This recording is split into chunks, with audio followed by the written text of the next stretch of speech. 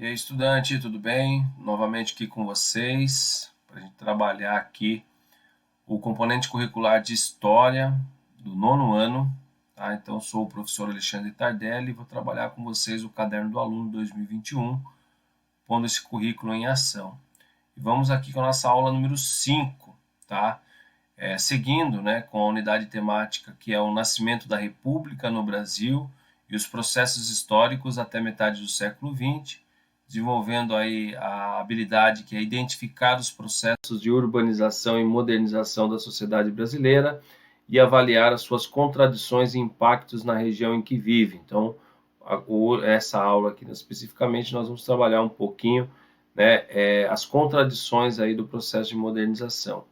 E os objetos de conhecimento, né, o conteúdo, são as experiências republicanas e as práticas autoritárias, as tensões e disputas do mundo contemporâneo, a proclamação da República e os seus primeiros desdobramentos. Então, nós vamos para a situação de aprendizagem 2 aqui, que vai trabalhar, né, seguir trabalhando aqui com os processos de urbanização e modernização da sociedade brasileira, tá?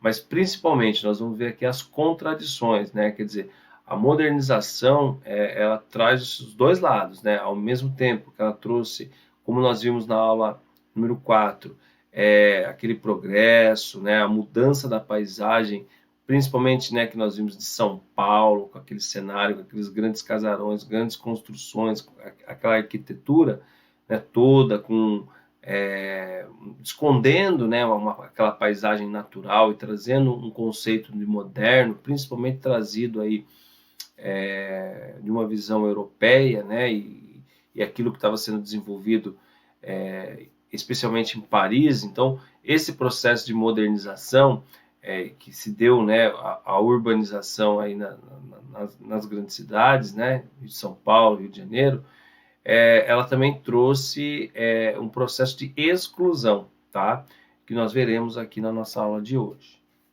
Vamos lá. Bom, para isso, nós vamos iniciar essa atividade 3, que ela fala análise de fontes. Então, leia o texto, analise as imagens e realize as atividades. Então, vamos lá. O texto é Cabeça de Porco. Em 1893, a cidade do Rio de Janeiro, próxima à estação ferroviária central do Brasil, havia um cortiço que ficou conhecido como Cabeça de Porco, fazendo referência ao adorno no portal de entrada do cortiço, a escultura da cabeça de um suíno. Então, né, como vocês estão vendo aqui nessa imagem. Tornando-se a única opção de moradia para os mais pobres no centro da cidade, apenas esse cortiço chegou a abrigar entre 2.000 e 4.000 moradores, incluindo ex-escravizados recém-libertos. A população que vivia nos cortiços encontrava trabalho nas cidades do Rio de Janeiro e em São Paulo, como vendedores de rua, carregadores no porto, em feiras, como carroceiros e domésticos. Como enfrentavam preconceitos, poucos conseguiram ascensão social neste período. À época, iniciou-se o projeto de urbanização e modernização das cidades com influência direta da Europa, principalmente o modelo de Paris, com as construções de avenidas, ruas alargadas e calçadas. Para adequar o Rio de Janeiro aos modelos da bela época francesa de urbanização, o prefeito da cidade, Cândido Barata Ribeiro, realizou um processo de destruição de inúmeros cortiços, entre eles o Cabeça de Porco. Em apenas 48 horas, um verdadeiro exército de funcionários da prefeitura, tendo a colaboração do Corpo de Bombeiros e funcionários da higiene pública, chefes de polícias e policiais, sanitaristas e engenheiros, impediu o acesso dos moradores e deu início à demolição do maior cortiço da cidade do Rio de Janeiro. Após sua demolição, uma parte dos seus ex-moradores migrou para o Morro da Providência, que fica próximo ao local, fundando assim as primeiras favelas. Ok? Então, quando a gente fala de favela, né, como é que iniciou a favela? Então, ela está relacionada com esse processo de modernização do início do século XX que nós tivemos com no nosso país, né, especialmente com a Primeira República que nós estamos estudando, tá? Então, esse processo de modernização, ele trouxe esse processo de exclusão também, né? Porque as pessoas, elas viviam, né, como vocês viram aqui, em cortiços no centro da cidade. Isso, na visão da elite que buscava essa modernização dentro dos padrões europeus, isso enfeiava a cidade, né? Deixava a cidade feia. Então era preciso mudar esse cenário, tirar esse povo feio, né? Essa gente desse local.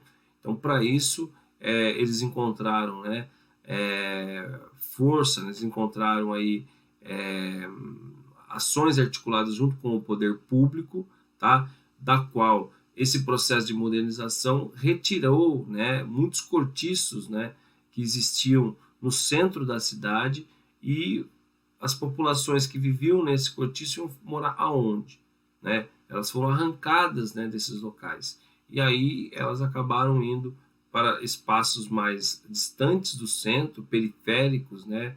E no caso do Rio de Janeiro, né, nos morros cariocas, foi dando início, portanto, o processo de favelização, né, de formação das primeiras favelas. É importante lembrar que esses trabalhadores sofriam também inúmeros preconceitos, né, especialmente porque o Brasil, com o estabelecimento da Primeira República, nós tivemos um ano antes, né, da proclamação da República, é, a libertação, o fim da escravidão no Brasil, tá?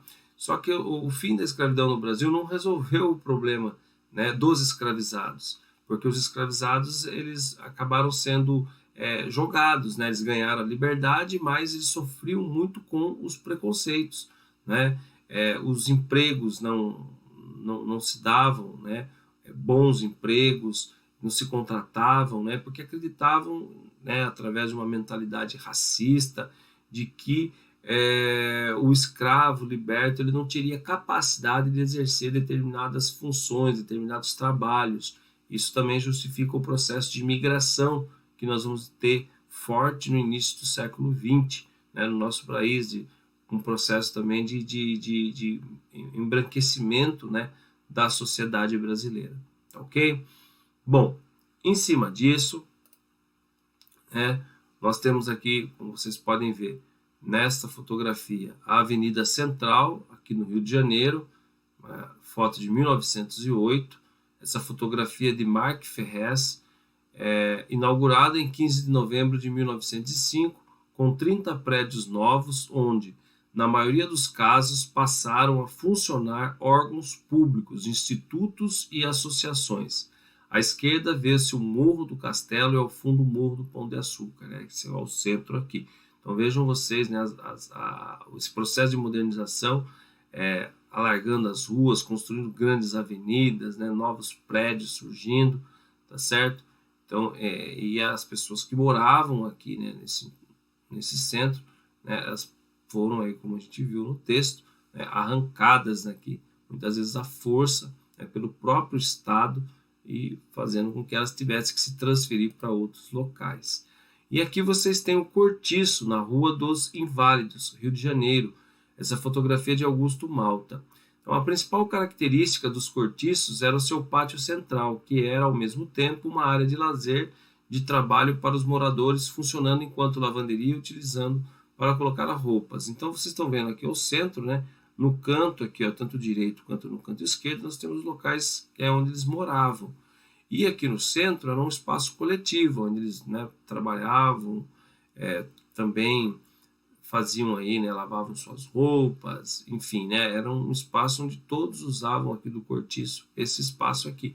Então essa cena, essas imagens, né, que precisava ser varrida, né, do centro da cidade. Bom, a partir disso, vocês têm aqui algumas perguntas que vocês devem responder. A primeira delas é a seguinte: após a leitura do texto, identifique quem e quantos eram os habitantes do cortiço Cabeça de Porco. Tá? Então, requer a leitura do texto novamente aí para responder. Letra B. Com o auxílio do texto, analise as imagens e identifique as diferenças e as semelhanças entre elas. Ok? Letra C. Após a análise das fontes, responda: qual era o modelo de urbanização que desejava implantar no Rio de Janeiro? O que você sabe em relação a este modelo? Ok? Letra D. Quais as razões que levaram as pessoas a ocupar os morros, como o Morro da Providência? Então, essas respostas vocês vão retirar, né, do texto e das imagens. E, para que a gente entenda um pouquinho mais, né, eu trouxe aqui, ó, você sabia? Então, a origem do termo favela surgiu na Guerra de Canudos. A cidadela de Canudos foi construída junto a alguns morros, entre eles o Morro da Favela, assim batizado em virtude da planta, né, científica aqui, né, esse nome bastante difícil aqui que eu não vou pronunciar com vocês, que predominava na região.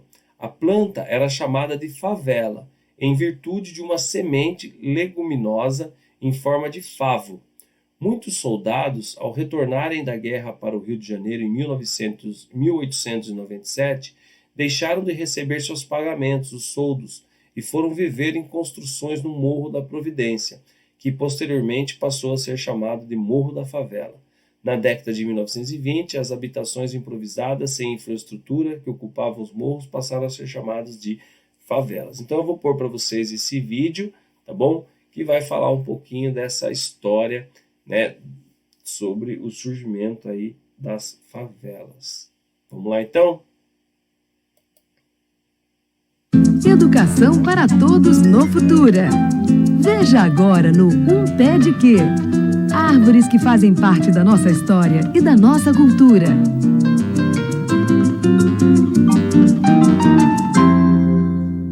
O que vem na sua cabeça quando você ouve a palavra favela?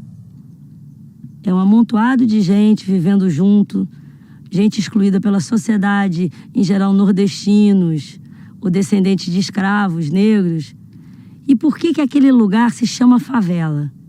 Porque aqui, no sertão da Bahia, no final do século XIX, tinha um morro no Arraial de Canudos, onde moravam ex-escravos, onde moravam sertanejos, também excluídos pela sociedade, num morro que era cheio daquela árvore ali, ó, a favela.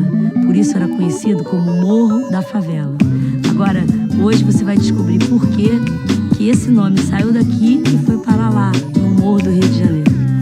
Pé de quê de perto, quero ver que fruta da cadê, que flor, que cor, saber terá sabor. Vai ter um pau Brasil, pé de quê vermelho, verde que te quero ver qual é, de pé na terra até caber na tela da TV.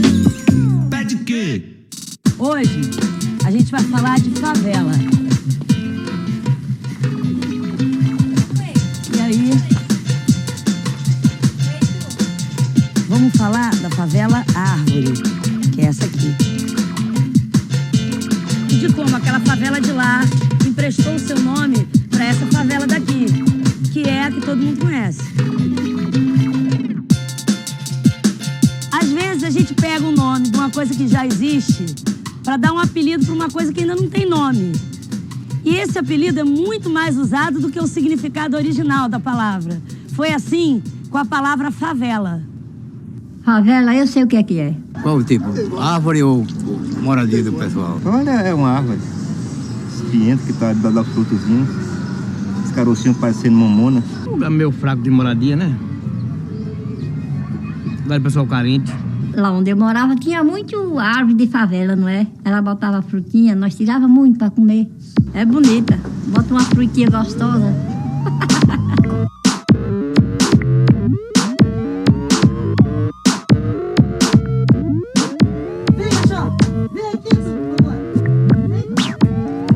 Vem cá, o que aquela árvore árida e solitária da Caatinga tem a ver com a confusão, o agito e o calor dessa favela? Bom, essa história começa muito tempo atrás e muito longe daqui.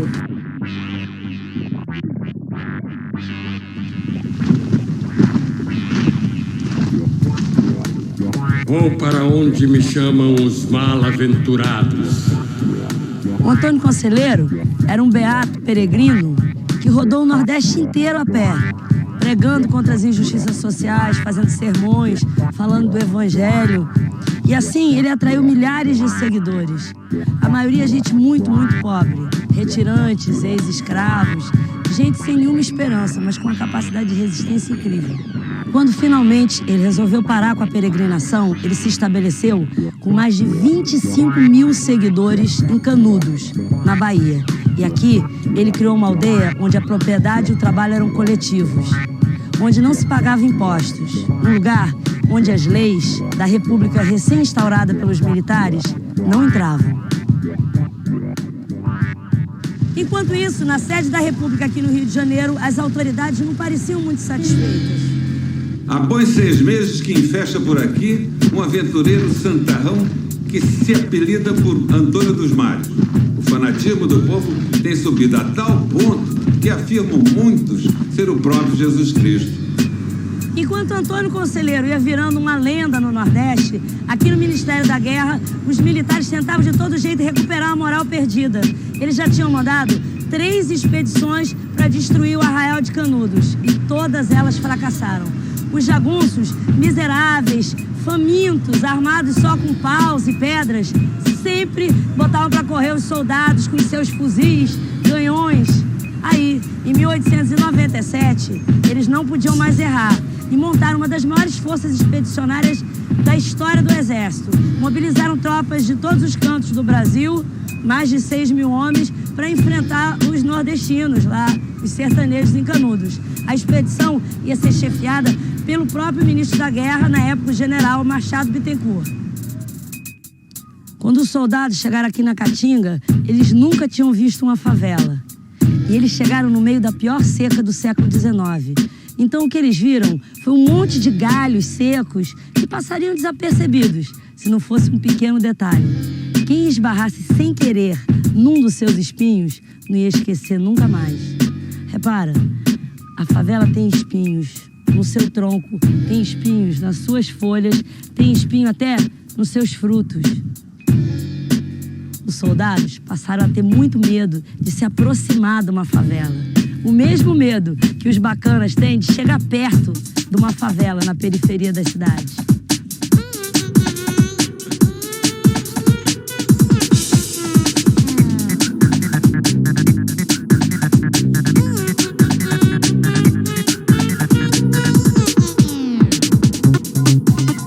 E tem um bocado de espinhozinho, tipo injeção.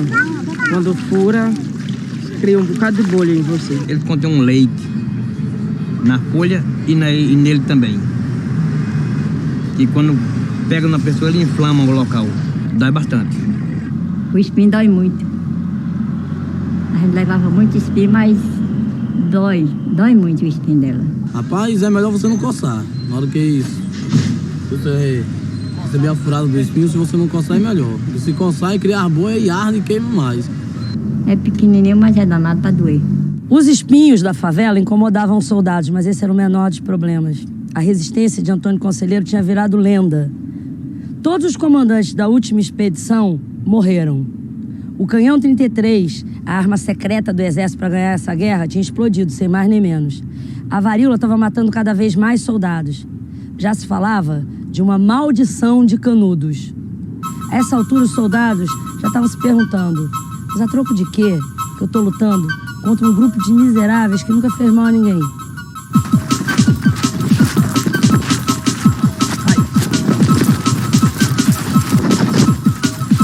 Eram pessoas muito simples, né? Muito desprovidas de qualquer meio de produção. Ali havia uma mestiçagem também muito indígena, né? Quer dizer, o mestiço no Nordeste, né? Quer dizer, tem também essa...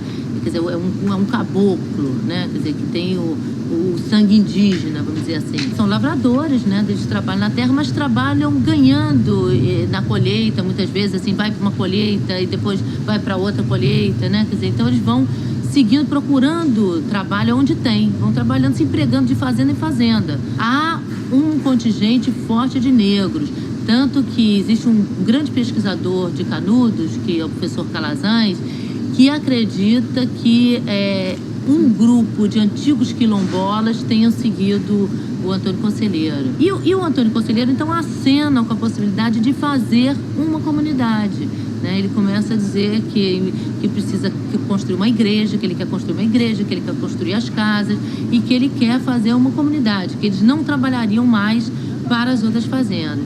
Bem, então, aí ele chega nessa região que é a região de Canudos, né, conhecida como Canudos, né, que é uma região que era uma antiga fazenda de gado, onde haviam alguns morros ao redor.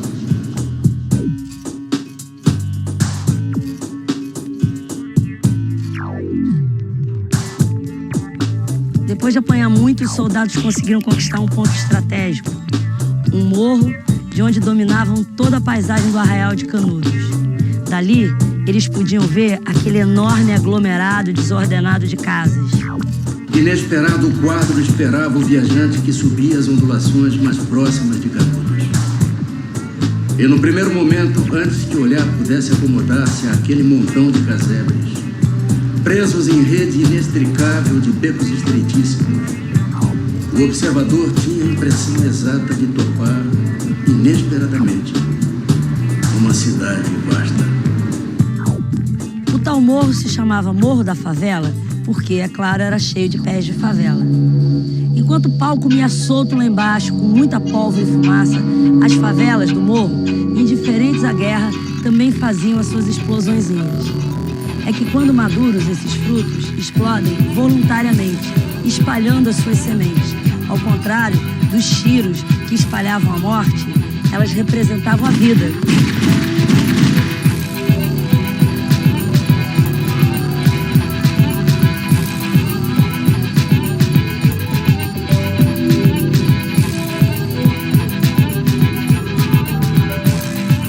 Entrando pelo Morro da Favela, as tropas fizeram a sua última investida e finalmente derrotaram Antônio Conselheiro.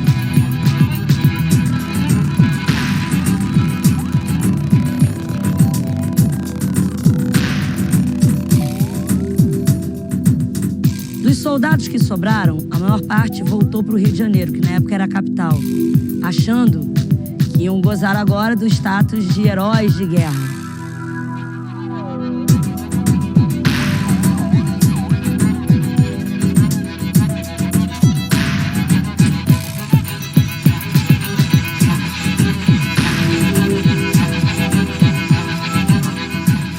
Mas não foi bem assim, não. Aqui no Rio, as pessoas já estavam duvidando se aquilo tinha sido uma vitória legítima ou se tinha sido um massacre. O povo queria esquecer da guerra, dos heróis da guerra, para completar, no dia da parada da vitória, na hora da festa, o comandante máximo, o herói máximo, o general Machado Bittencourt, foi assassinado. Agora você não vai acreditar, o tiro não era para ele. O tiro era para o presidente da República, Prudente de Moraes. O cara não passou na frente bem na hora. A Guerra de Canudos não tinha acabado ainda.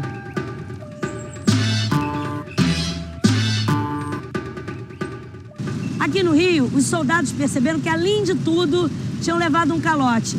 Os soldos não foram pagos. E, para fazer pressão, eles resolveram acampar, se instalar num morro que tinha, quer dizer, ainda tem, bem atrás do Ministério da Guerra, o Morro da Providência, criando, assim, a primeira favela do Rio de Janeiro.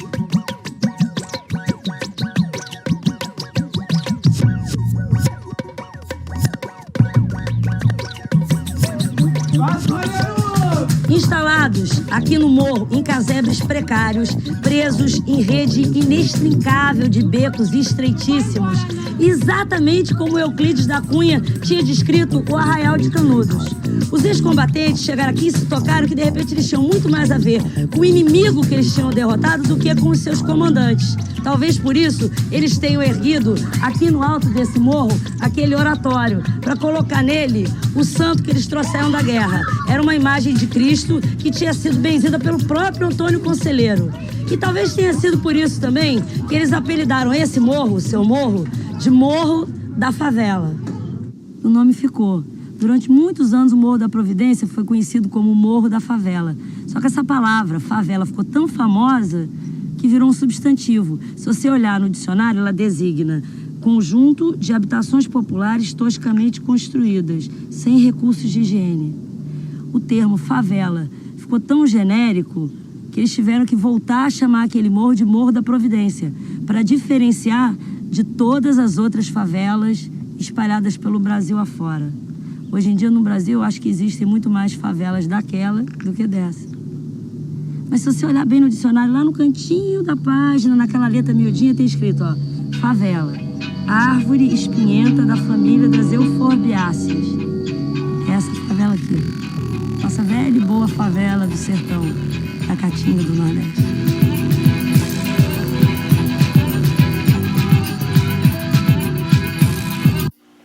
Muito bem, pessoal. Espero que vocês tenham gostado de descobrir um pouquinho mais, né, sobre esses termos, sobre a história, né, do nosso país e também desse momento histórico que a gente está vivendo aí, estudando, né, na realidade, que é sobre o processo de modernização e a contradição desse processo, que é esse processo de exclusão, né, e com a formação aí dessas moradias nos morros, né, que vieram a ser chamadas de favelas. Ok? Então, nossa aula termina por aqui. Espero que vocês tenham gostado. Vejo vocês na nossa próxima aula. Valeu, até mais. Se cuidem.